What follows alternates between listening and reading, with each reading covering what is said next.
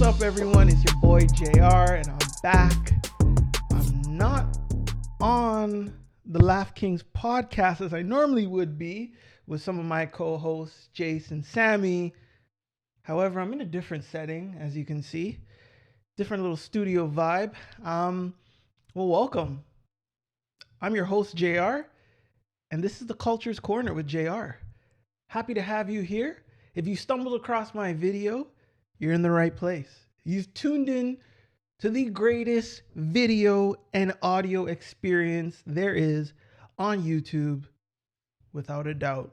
Well, for our regular listeners, you're probably wondering what's going on. Where am I? What am I doing? What is this Culture's Corner? So to give everybody a little bit of a rundown of what the Culture's Corner is with JR, it's essentially an unfiltered, unscripted, unbiased, whatever I feel, I'm going to say. Doesn't matter whether it's against something I like, something I dislike. I'm going to say how I feel in the moment. No bias, no outside influences or persuasions or anything like that. And I feel like that's what the podcast space needs. Everybody's so afraid to say something. Everybody's so caught up with trying to sound politically correct and try to preserve and protect the relationships that they have, to where I say, no, I'm going to say it as it is. Take it or leave it. Well, definitely got a lot to talk about, so I'm going to get right into it. Let's talk about Drake and his upcoming studio album being Iceman. So, I know I've been very critical of Drake over, I would say, the past year and a bit, and even going back to the battle, but removing Drake from the battle. And look, whether you say Drake won, Kendrick won, whatever the case may be, let's remove all of that, right? Kendrick's doing his thing with his tour. He's doing his thing with his GNX album. Drake, he went on tour to Europe. He was doing his thing. He released an album with Party Next Door. And I'll get into that. My reviews on some of his albums leading up to Iceman. But what I would say is this, in my opinion, is arguably one of Drake's most highly anticipated albums. I think this is an album that everybody and their grandma will be tuning in to listen to. And the reason why I say this is because everybody wants to know if Drake is going to be addressing the beef. Is he going to be addressing everything associated with the beef that he had with Kendrick? Is he also going to be addressing everybody that was coming at him? We had Pusha T, The Weeknd. We had, Kanye at one point. We had, who else did we have? We also had Rick Ross. We had Metro Boomin. We had Future. Like, we had so many people. A$AP Rocky. How can I forget A$AP Rocky? We had so many people coming after Drake, and it was literally like a 1v20. And I think, Drake was in a position where it seemed like the whole industry was against him. And obviously we know with his UMG lawsuit, and we don't have to get into that specifically. But I think everybody wants to know, what is he going to say? What does he have to say? We didn't get any of his thoughts and just kind of his feelings and input on Some Sexy Songs for You, which was a joint album with Party Next Door, which is totally fine, by the way, because I don't think that was a place to address it. You're doing a joint album with Party. I think, you focus on the sound that you're trying to create with Party. I don't think that's the time and place to be bringing up, addressing beefs and this and that and UMG lawsuits. I don't think that's the time and place for that, but I think right now with his upcoming studio album, which is set to be released in the coming weeks. Obviously we got some live streams. We're getting promo for it. We know he just finished his tour, which he was touring Europe. That's finished. And now it's basically like, all right, I'm going to lock in and I'm going to give the people what they want, which is this album. We don't officially know if these are singles for the album. We know these are songs that he released. And some of these songs have been pretty good. Pretty good. I'm not going to lie. But I think something that's interesting is with Drake's albums, he's always done a good job in trying to finesse a sound. And it seems like this album, he's trying to finesse a UK sound. And why I say that is, well, Central C has been, from my understanding, pretty involved in this album. He also did the Wireless Festival where he headlined all 3 nights.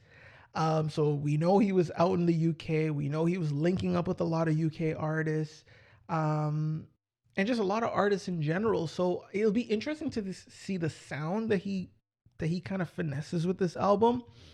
But I do think he is, in my opinion, I think he's going to be going after more of a UK sounding album. Central C can rap. He can rap. So if Drake goes that route, I wouldn't be mad. But at the same time, it's kind of like, I just want Drake to get back to his roots. I want Drake to get back to the Drake that we all know, right? I'm talking about Nothing Was the Same Drake. I'm talking about Views Drake. I'm talking about If You're Reading This Is Too Late Drake. I'm talking about Take Care Drake. That's cool. You've chased different sounds. You've done the Caribbean sound. You've done the UK. You've done, the down south. You've done this. You've done that. You've done the Afrobeat sound. Cool. But right now, the album that everybody's tuning into, the album that everybody wants to hear what Drake has to say, is the perfect opportunity for Drake to sound like Drake and not for Drake to sound like, someone else. I'm okay with him having features that, are being pulled from different from different regions. So I'm cool with him having Central C being featured on a few songs. If that's the case, I'm cool with that. But I don't want Drake sounding like Central C. I don't want Drake sounding like a UK artist. I want Drake sounding like the Drake we know. Now, getting into Iceman, there's obviously the theories surrounding what Iceman is about, and it's, Drake is cold as ice and this and that, and that's cool. I'm not going to get into those conspiracy theories, but what I am going to say is, to me, I think the title of the album, I think the rollout that he's been on, which was the live streams, I think are really cool. I think it's Drake tapping into a new bag. I don't want to say new bag, tapping into a new creative stream. We do know that he taps in a lot with some of the streamers, so why not do YouTube streams, right? There's obviously a lot of imagery with it. There's a lot of, Drake dropping some subliminals without him even saying anything. Like that's crazy. That is right there when you are at the top of the game and you are, the cream of the crop. You can just feature like an inanimate object and people would think that, oh my God, that's addressing this situation or that situation. Or where he had the Pinocchio featured in one of his live streams that was literally just in the background. It wasn't even like Pinocchio was a main character. But again, that just goes to show you that what Drake is doing, people tap in. People have opinions. People have things to say. So it's great to see that, he's tapping into the live stream. I think, in my opinion, this is one of, we haven't seen Drake do a proper rollout in a long time. Well, let's be honest. A proper rollout to where it's like, we're doing everything to make sure that there's enough promo leading up to this album. That right there shows me that Drake is locked in. He went on tour. I'm pretty sure being on tour, he's got some, influence. He's got some creative juices. We do know that Drake was recording on the road. So it's not a surprise. He was recording on the road. He was traveling with some of his producers, with some of his engineers. We know that. So I'm interested to hear the music, right? And to kind of give a rundown, right? Because I was thinking about something. I'm like, in my opinion, when was Drake's last good album? And what I mean by that is my personal favorite. Because there was a point where Drake was, in my opinion, unstoppable. And it was album after album after album where he was just dropping pure heat. Then it got to a point which kind of makes sense. This is where I started to put two and two together, where he started beefing with UMG. So I'm going to give a rundown of some of his albums, and I guess, I'll let you know where I felt he kind of started dropping off. So yeah, So Far Gone, Thank Me Later, Take Care, Nothing Was the Same, If You're Reading This Is Too Late, What a Time to Be Alive, Views, More Life, Scorpion. I'm going to stop right there. Scorpion was 2018. Then after that, you had Care Package, which Care Package was basically an album of leaked Drake songs over the years, and also songs that he's released that never made albums. Okay. That right there to me was kind of like, okay, we see what you're doing. You're just trying to put these songs together and basically throw it on a album and, get those streams up, right? Understand what he's doing. I don't consider it an album, but it's still technically classified as an album. So I got to treat it as an album. A few notables on the song, a few notable songs on that album, by the way: The Motion, How About Now, Trust Issues, Draft Day, 4 p.m. in Calabasas, which is one of my favorite timestamp Drake songs. And then, I think that's second, my all-time favorite timestamp Drake song, 5 a.m. in Toronto. That's also featured on it.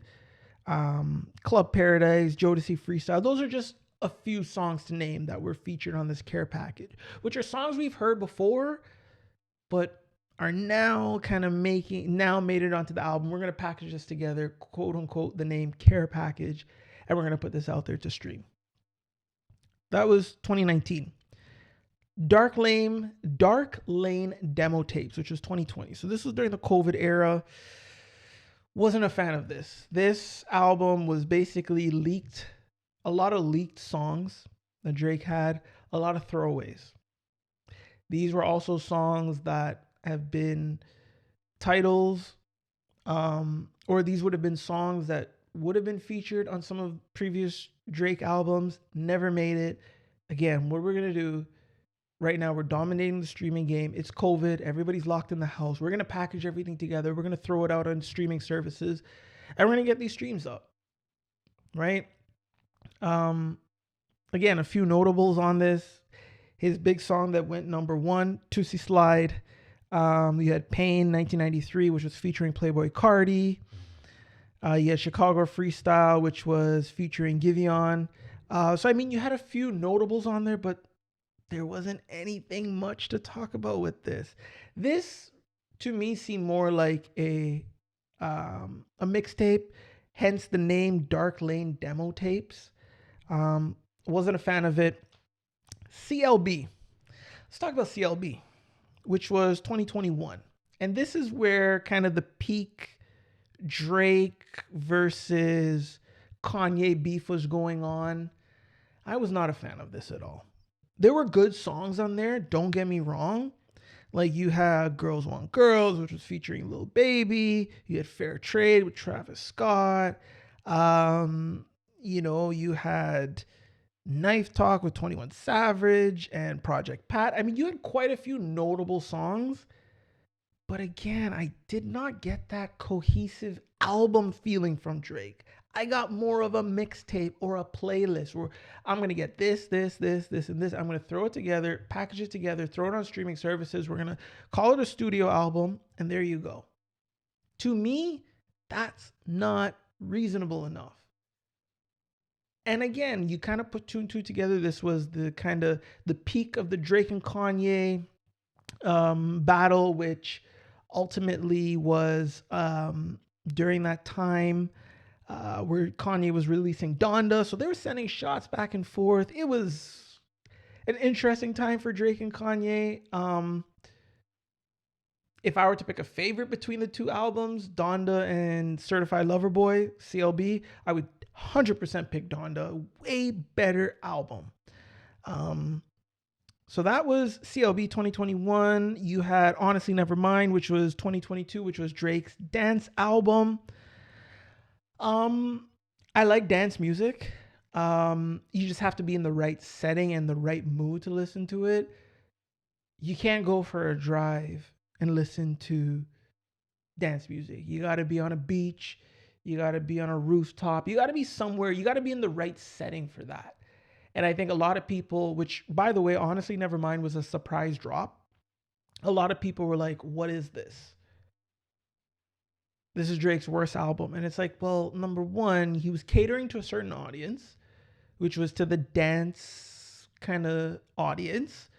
And I think, listening to it at a 12 a.m. drop in your headphones is not going to cut it. You need to be in that setting of outside somewhere to hear it. I wouldn't say I love the album. I like the album. It was a good album. But for me, it was so-so. Then you had Her Loss, which was featuring 21 Savage as a joint album. I actually really liked Her Loss. In my honest opinion, Her Loss, I was okay without 21 Savage on it. I'm going to be honest. I was okay without him on it. There are quite a few notable songs, like Major Distribution by Drake. What else was there? Jumbotron Poppin'. Like, there were a few that were, like, they were heat. And there were some other songs that featured both of them, Drake and 21, that I was cool with 21's parts. But then when it came to Drake, it was like, okay, come on. Like, this is what we're talking about. So yeah, that was Her Loss. I liked the album. I really did. For all the Dogs, Scary Hours edition, and then you had For All the Dogs. Wasn't a fan of it. Again, to me, it seemed like a playlist album. It seemed like we're going to grab this, and this. We're going to put it together, package it together, and there you go. Again, we got notable songs. We had First Person Shooter, which we all know started the whole beef, right? So there's quite a bit that album will always be significant with Drake because that's what prompted the beef, right? Which First Person Shooters featuring J. Cole.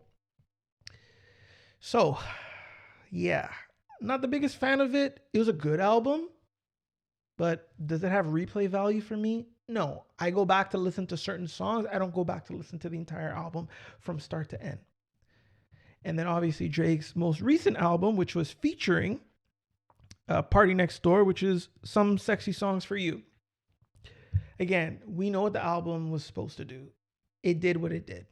We know it was meant to be an album for the ladies. It was meant to be an album that, you got Drake, you got Party, and we're just going to give some songs for the ladies. And it served its purpose. There's some good songs on there.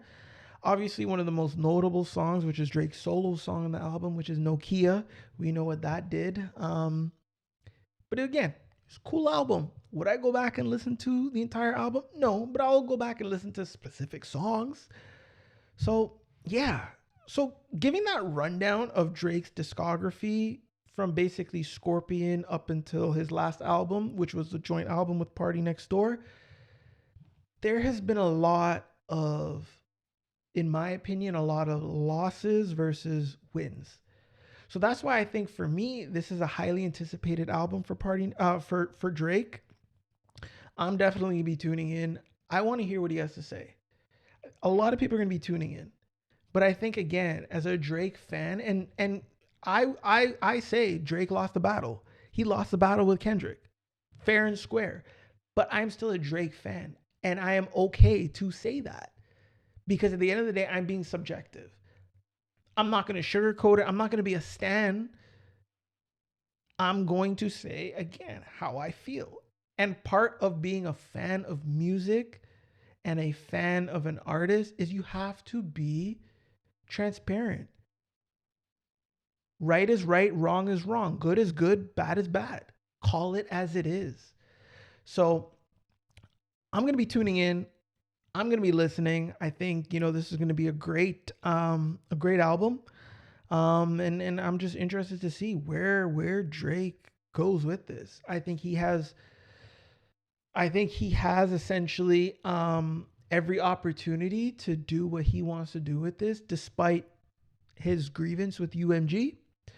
I think Drake is in a position where, regardless of the outcome of the lawsuit, I think he's going to do what he has to do. I don't think he's going to shy away. I don't think he's going to do anything that, is going to jeopardize his opportunity of having a number one album and potentially having number one songs. We're used to Drake running the charts. We're in a weird position where we're not used to seeing Drake not running the charts. Nokia never went number one. No, in a perfect world with the UMG backing, Nokia goes number one without a doubt. Nokia didn't go number one. What does that have to say? So I think Drake's going to do everything in his power to say, well, if the label's going to be over here, I'm going to be over here. I'm going to do my own thing because I got the money. I got the creative control. I got the power to do what I want to do. So let's see. With that being said, I'm tuning in, Drake. I'm listening. As soon as that album drops, 12 a.m., I'm listening. All right. So I got another topic that I think is quite interesting. Definitely something that has been bubbling for quite a while, and I think a lot of people seen this coming, just didn't know when. And that is the Ticketmaster and Live Nation lawsuit.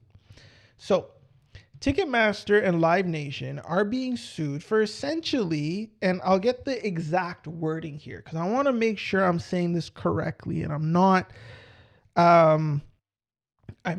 miscuing this. So the Federal Trade Commission and 7 states sued Live Nation and Ticketmaster for tactically coordinating with brokers and allowing them to harvest millions of dollars worth of tickets in the primary market. So what do I take away from that? Well, what I take away from that is essentially is basically when a concert is being issued or tickets are being made available, you go in queue. Tickets are never, by the way, once you go into this queue and you actually get through, all the tickets are sold out. Why is that? Well, it's sold out because Ticketmaster works with Live Nation to make sure that all those tickets are bought out, and then those tickets are being resold on Ticketmaster for more money. So what does that look like? Well, one of the theories is that Live Nation is using, and Ticketmaster, they're using bots. Meaning, if let's say Drake is doing a show at Madison Square Garden and tickets are made available 10 a.m. Thursday morning, everybody, fans that want to attend that show are going to go on at 10 a.m. for that pre-sale to get tickets. They go on and you're waiting in this queue, and then you find out in the queue there's like 50,000 other people in front of you. Cool. By the time you get through, you get through, and you're looking at the seat map, and there's no blue tickets. There's no blue seats because those are unsold seats. You're seeing red seats, which are basically verified resale tickets. It's like, but I waited in line. How are the tickets gone? Well, the theory is that Live Nation and Ticketmaster are working in cahoots to ensure that all those tickets are bought out. So if Drake is selling a ticket at Madison Square Garden for $200 face value, those tickets are all purchased. Those tickets are being resold on Ticketmaster. Instead of $200, it's now $600. And people are like, how is this happening? How is Ticketmaster and Live Nation allowing that? And that's the big issue. And I think that's been the grievance. That's been the grievance for quite some time. I myself, I'm an avid concert goer. I love attending sporting events, but it's getting ridiculous. First off, the ridiculous service fees that Live Nation and Ticketmaster impose is ridiculous. I'm sorry to say, but at what point are we going to cap these service fees? Because here's the thing, here's the catch. If I purchase a ticket for $200 to whatever concert and I paid a $10 service fee, let's say I bought one ticket. The ticket's $200 with the $10 service fee. I'm now paying $210. Let's say taxes is included. So $210. I decide, you know what? I'm going to sell that ticket. I sell that ticket. I say, I'm going to mark it up. I'm going to sell it for $400. A week before the show, it's the hottest ticket in town. People are going to buy it. So I'm selling it for $400. Now, that $10 service fee now becomes $20 service fee.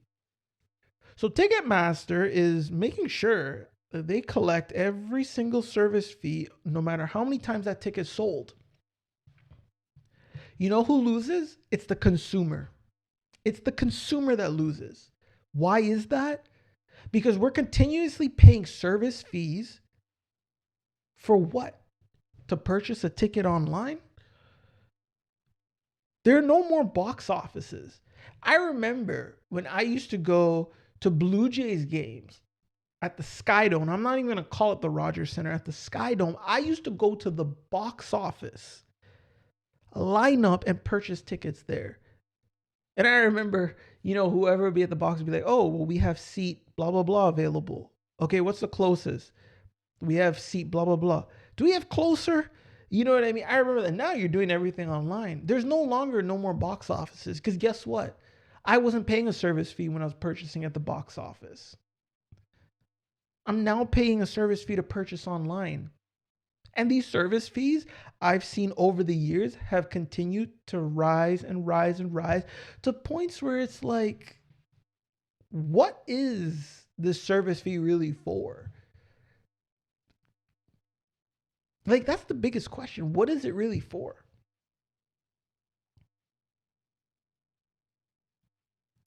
So I'm at a point right now where, and I think a lot of people too, is like, okay, look, you purchase a ticket on Ticketmaster. We know that Ticketmaster is a trusted site, which, by the way, Ticketmaster always ensures and they market around, hey, our site, we work with Live Nation. We're going to have the best ticket availability. We're going to have the safest network where the consumer, that when you purchase a ticket on our site, it's a 100% guaranteed fraud-free ticket. Versus you could go to a third-party site and you run the risk of potentially buying a ticket that doesn't even exist. We hear these horror stories all the time, right? So I'm at a point where it's like, I trust Ticketmaster because they're working directly with Live Nation to ensure that, concert goers are getting the tickets to their favorite artist or the sporting event or whatever. But the service fees are ridiculously high. The ticket prices are ridiculously high. So do I go with the third party site? But the third party site, I can't even guarantee that these tickets are legitimate. So the consumer literally has no choice but to settle for Ticketmaster. And that's the sad part. And this right here is how these billion-dollar corporations have us, the consumer, in a stranglehold. Because it's either you go the safe route and spend more, or you go the risky route and run the risk of X, Y, and Z, but pay less. If I'm going to a concert, if I'm going to a sporting event, I want to make sure that the ticket that I'm purchasing is 100% legitimate.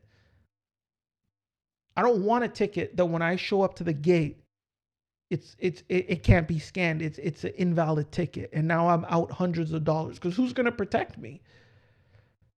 I know nothing about the seller who sold me the ticket. It was just a ticket that was online through a third-party site.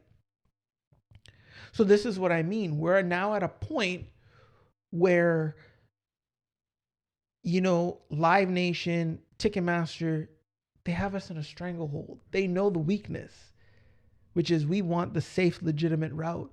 So if you want that, you're going to pay more. And that's, and again, that's just capitalism at its finest. Right? We know that. But again, I think right now is the opportunity where enough is enough. And, people have spoken out. People have been speaking out for years on this, by the way. This is not nothing new. But right now, where we're seeing concert tickets at an all-time high, we're seeing sporting events tickets at an all-time high, I think people have had enough. People have spoken out. And this is why Live Nation and Ticketmaster are facing a lawsuit. I don't know if everybody remembers this, but this was a couple of years ago. It was Beyonce's last tour, one of her last tours. It wasn't the Cowboy Carter tour, which is the one she was recently on. I believe it was the Renaissance tour, where she was having a partnership with Ticketmaster. And of course, the tour is being promoted by Live Nation. And basically, any tickets that are being resold on Ticketmaster, they're being sold for its original price. Meaning, if I purchased a ticket to, I don't know, let's say MetLife Stadium to go see Beyonce on the Renaissance tour, and I purchased it for $200, I can only sell that ticket for $200. I can't sell it for nothing more. I can't sell it for nothing less. I have to sell it for the face value I purchased it for. That right there was an amazing initiative, because we already know Beyonce is one of the highest grossing, touring artists of all time. She's sold the most tickets. She's attracted the most fans to attend her shows. We know that. So why not test it out with her?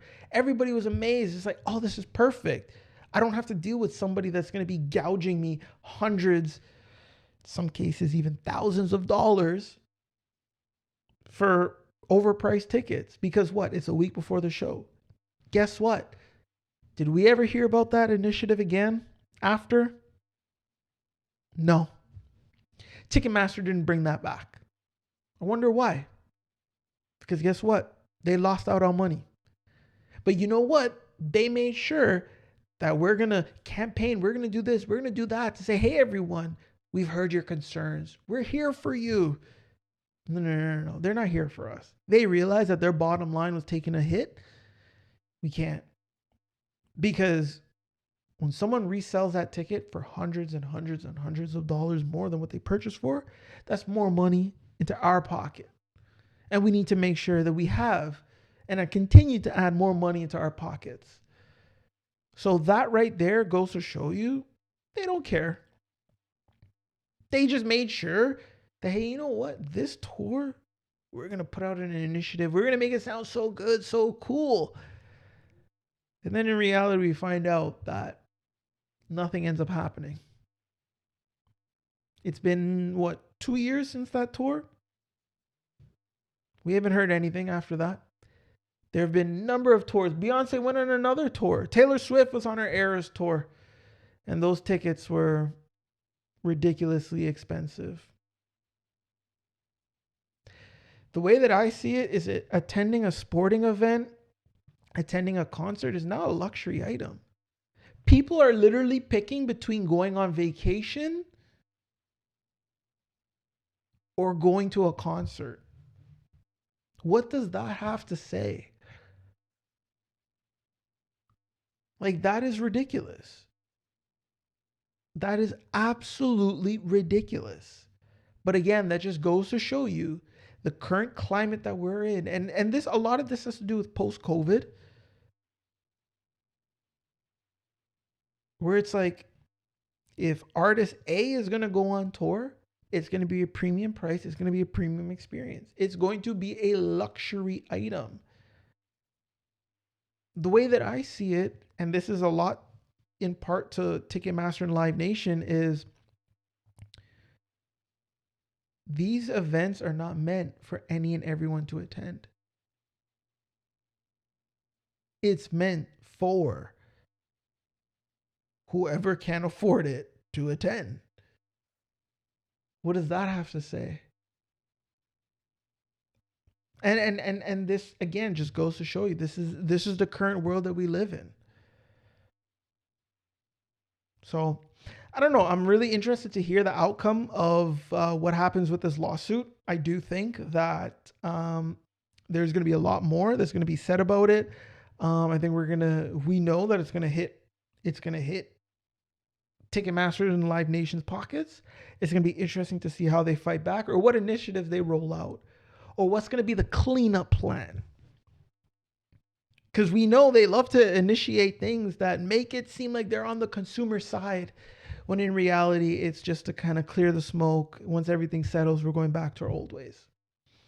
So I don't know. Let's see how that goes. Okay, so switching gears, I want to talk about this David case. If you don't know, David is a up-and-coming artist who has been involved in some controversy as of late. And I was not aware of who David was. However, from what I heard and when I linked the song to him, I realized that a lot of his songs were quite popular on TikTok. A lot of times you hear songs that are popular on TikTok, you just don't know who the artist is or what the song title is. But yes, he had quite a few songs that were popular on TikTok. Now, speaking of David and how he's involved in this particular situation, there was an unfortunate death where the body of Celeste, who was a young woman under the age of 18, was found wrapped up, and again, viewers' discretion is advised. She was found wrapped up, unfortunately dead, in his trunk of his car. Now, a car registered to him. Now, the vehicle was a Tesla that was in an impound lot. And homeowners in the area were complaining of a foul smell. And this foul smell led police and investigators to a particular vehicle, which was a Tesla that was registered to his name in the impound lot. And that's where they made the gruesome and grisly discovery. Now, allegedly, Celeste and David had some ties. Some people say it was a romantic tie. Some people say it was a friendship tie. However, they were tied together. And she was reported missing quite a while before her body was discovered. I'm talking about a year plus before. Now, when the body was discovered in David's car, He was still on tour. And then when his fans, so to backtrack a bit to provide some further perspective, and this is just crazy. He's gone on Instagram lives, he's posted pictures of them two together. So this is where the link between them two was known to the public. However, to the regular public, we didn't know, but to his fans, they knew. There have been lives, there have been Instagram stories, there have been stuff that he's shared and posted that he's deleted, but the internet's fast and they grabbed it, especially his fans. And now a lot of this stuff is coming out. Now, here's where things get interesting and just go completely left. There's a song called Romantic Homicide. And if you listen to the song and the content of the song, I'm not going to get into it, but you start putting two and two together, you start to see how things start to align and mesh. And this is where, in my opinion, it's very hard to believe that he did not, he's completely innocent in this. And it's more and more leading as to he has some sort of involvement in this. Now, I'm not going to pin and say what he did or what he didn't do. I'm just going to say involvement because, number one, her body was found in a vehicle that was registered to you. I don't care who you are, how much money you have, and how many vehicles you have.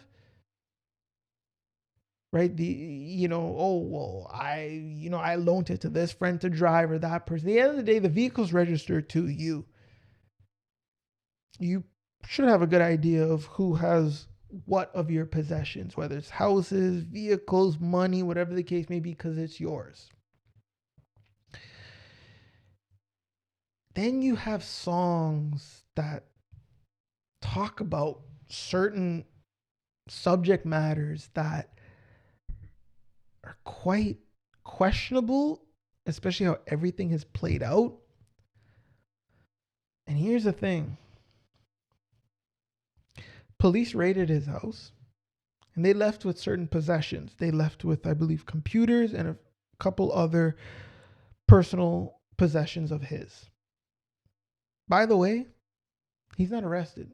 He continues to be a free man.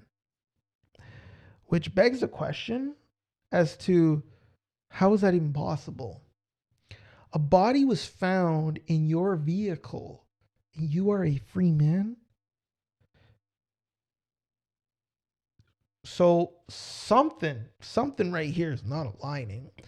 It's either the police are completely lost on this case, or they're just making sure that they have all of their evidence before they're able to make an arrest.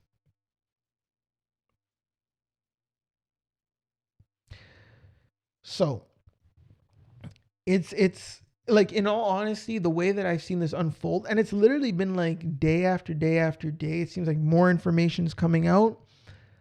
It seems like we're watching some sort of documentary or something. And I'm pretty sure if there's not a documentary in the works right now, there will be very soon. Because it just goes to show you that this case is just one turn after the other, after the other, after the other in content. It's just unbelievable how, I cannot believe how this is unfolding. And by the way, and this should be first and foremost, is condolences to Celeste and her family.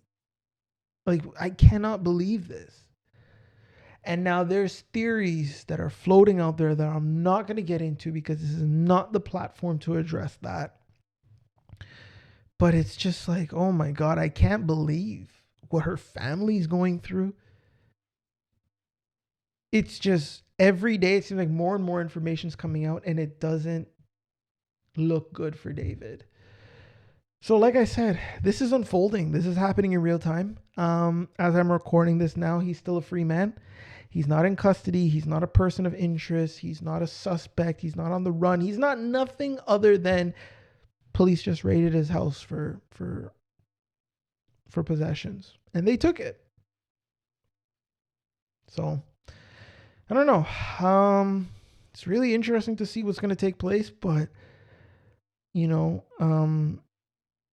this is something that I honestly think is just, it's sad, it's sick, whatever happened to her.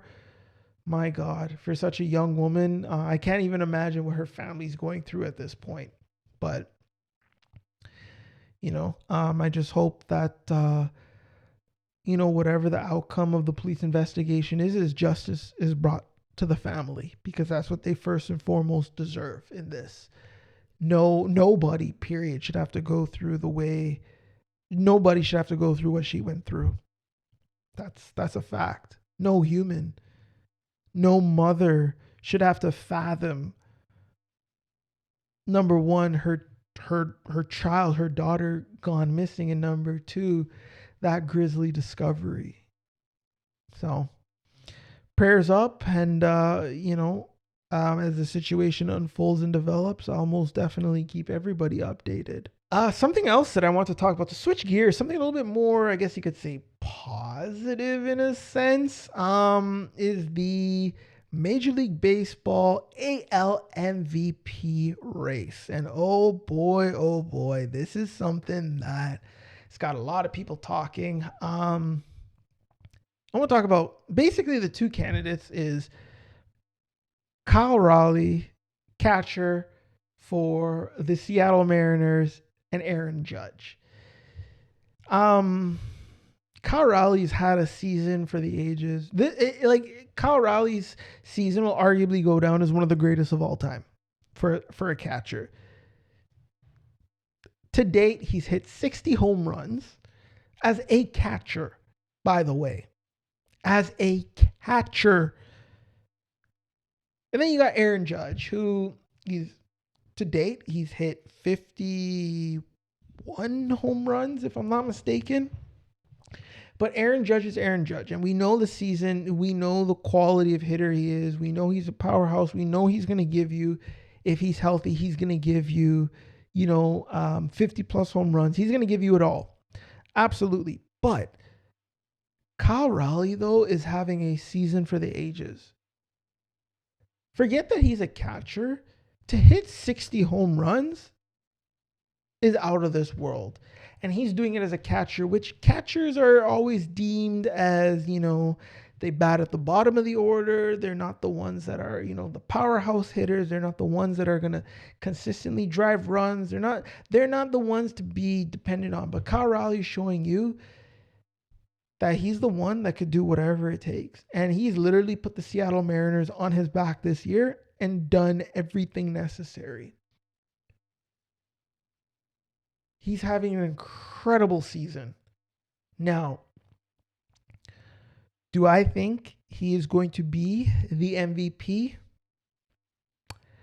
I'll have to say no.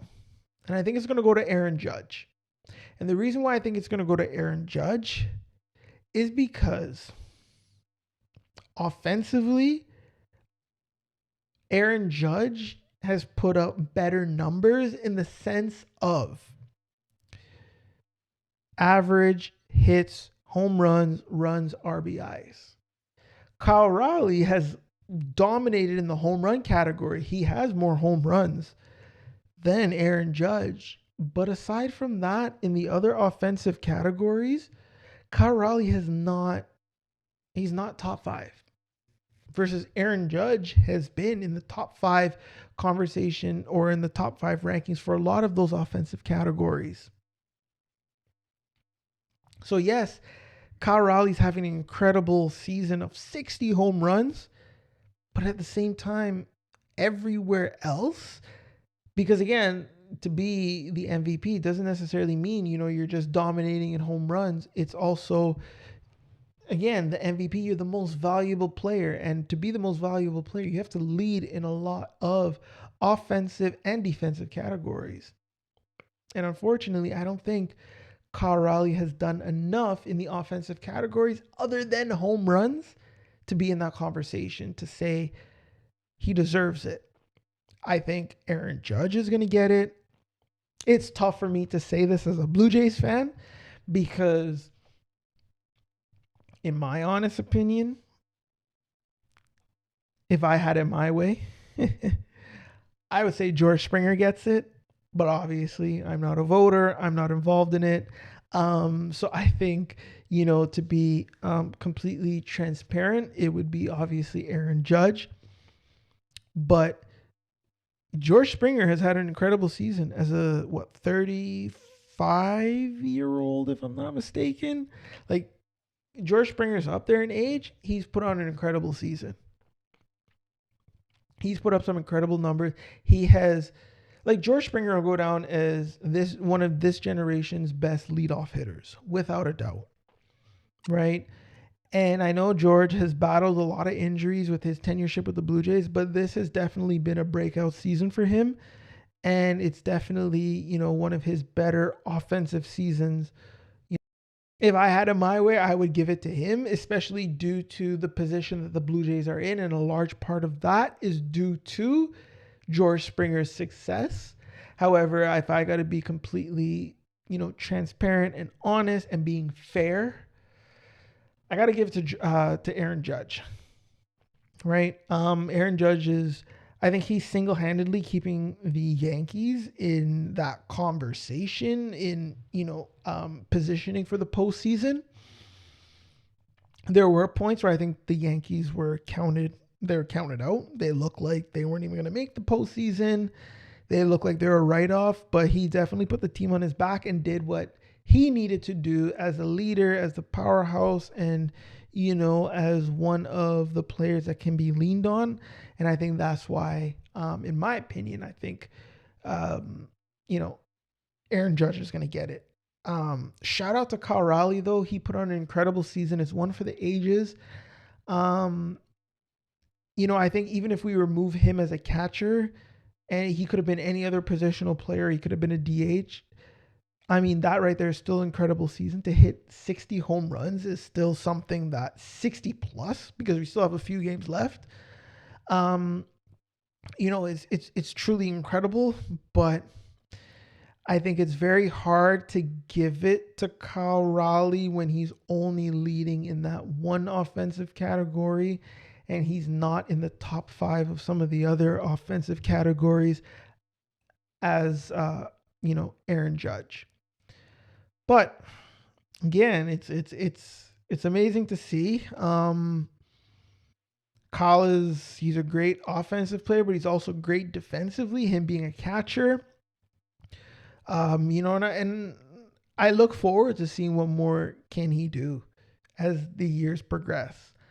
I think he has a lot of potential. The Seattle Mariners have a lot of potential. Let's be honest. So it's going to be a fun postseason. It's going to be interesting to see where things go, and I'm looking forward to it. But if I had to vote subjectively, I would definitely vote Aaron Judge over Kyle Raleigh. So, yeah. With that being said, I just want to thank everybody for tuning in. This is the first episode of, the Culture's Corner with JR. I've got much more coming your way. I've got great content. I've got shorts. I've got TikTok. I've got it all. But I'm asking everybody to do me a quick favor. If you haven't, hit that like button, drop a comment, and most importantly, subscribe. Let me know how you feel. Drop a comment. Was this content cool? Was it lame? Is it something that you want more of? Is there something that I can prove or do more? Let me know. With that being said, I want to thank everybody for tuning in. Thank you for their time. Wishing y'all peace, love, and happiness. And I'll see you again, same place, same time for some more. It's a Culture's Corner with JR. Peace.